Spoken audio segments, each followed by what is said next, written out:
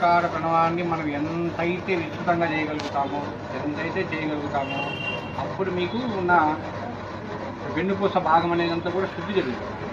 ఎప్పుడైతే వెన్నుపూస భాగం ఇది జరిగిందో ఈ చక్రాలు అనేది యాక్టివ్ అవడానికి అవకాశం ఉంటుంది. అంటే ఒక రోజు వల్ల కాదు, నిరంతర సాధన చేస్తూ ఉండాలి. రోజుకి 10 నిమిషాలు చేస్తారా, 20 నిమిషాలు చేస్తారా, 30 నిమిషాలు చేస్తారా, 1 అవర్ చేస్తారా, మీ ఇష్టం అది.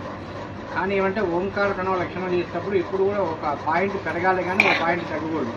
వాళ్ళ పని ఉందని ఒక 100 మంత్రాలు చదవకూడదు, పని లేదని 10 మంత్రాలు చదవకూడదు.